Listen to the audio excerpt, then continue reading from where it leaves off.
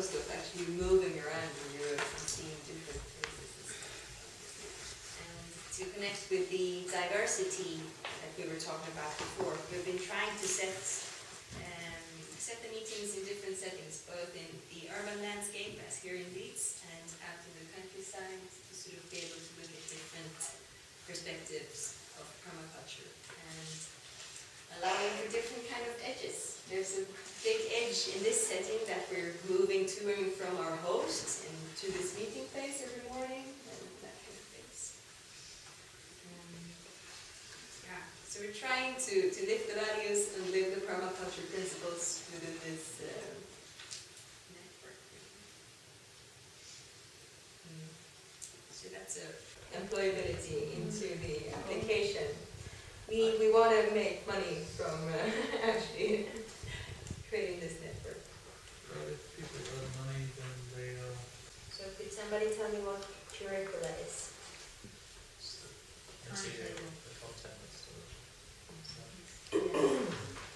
What's up with what you ready?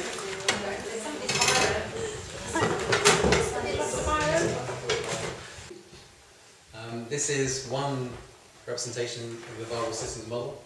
This is the simpler version. And the viable systems model is it came from an industrial background.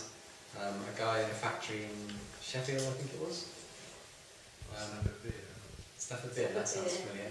Stafford Beer. So he was looking at what is it that makes an organisation viable and parts of an organisation viable, and what are the things that need to be happening in a smaller group and in the organisation as a whole to make it autonomous and standing alone and viable.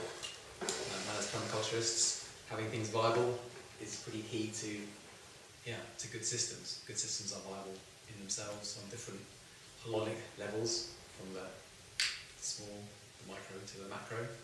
And the viable systems model is a way of seeing what's going on in those systems and what are the parts of that system that we need to bring in. So, at least to see what they're actually doing, more specifically within the UPT. But there's also the 5 working groups, which are his system ones, doing the actual work of the partnership, which these are supporting. And those also very key for new members, and hopefully you can find one that you're engaged by. And they map to the aims we talked about earlier on today. So there is the process team, which is kind of system 2, although we're all doing system 2 all the time as well. But that's the group you get involved with. Just counting numbers for food. You could join in with the facilitation team. We're not food Gabriel.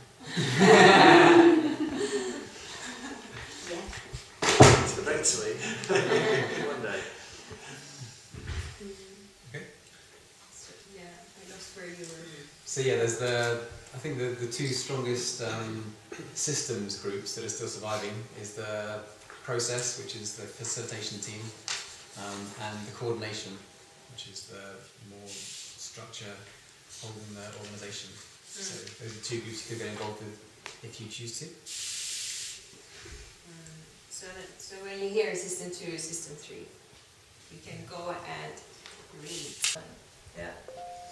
And we have the group which is working with cultivating learning, the main focus for this meeting. We have the group working on content. And most importantly, about seeing the things that need doing and making sure they get done in some way, which could be a group of people, or it could be a meeting once a year, or it could be an internet-based forum, however that happens. You're drawn to? We have to choose one group. Yeah, to get more involved with doing things. There's going to be time set aside on the timetable this week to be involved in these groups and move work on. So yeah, I encourage you to. And then when you realise how actually it does work really well, because you've got all these finite people doing, finite groups, that's what you're supposed to be doing. You just get on and do it, Sandy. It doesn't matter that maybe the education isn't working very well because Joe's not done anything. It doesn't matter that memberships are going down. You're in charge of research and you get on with your research and you'll... Meetings again, start this slide. So educational structures, looking at the things that support the education to happen. National structures, regional structures. Good practice, examples of good permaculture design that can be experienced by people, places, structures perhaps as well. That's generally venues and examples of good permaculture that can be used by teachers and learners. Editing, publishing and communications, so creating information about teaching, sharing resources, connecting teachers together, creating documents, wikis, publishing.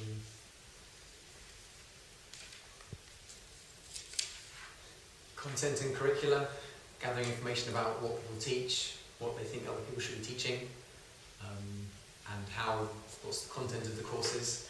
So these two are kind of similar. This is more of the broader pictures of what's the structure of the course, what's the curriculum on the course, and then the cultivating learning, which is the main focus of this gathering, is more about teaching methods, sessions, and kind of data content, but also how the content is delivered. And for example, during this session, I'm talking about how I'm facilitating this session, because that's me stacking in some cultivating learning as well. Just some teaching, design coming that I'm talking about as well. And that's going to be a constant throughout this gathering that we're sharing, how we're facilitating, designing our teaching with each other as we go along, because that's what this gathering is all about. So cultivating learning, how we teach,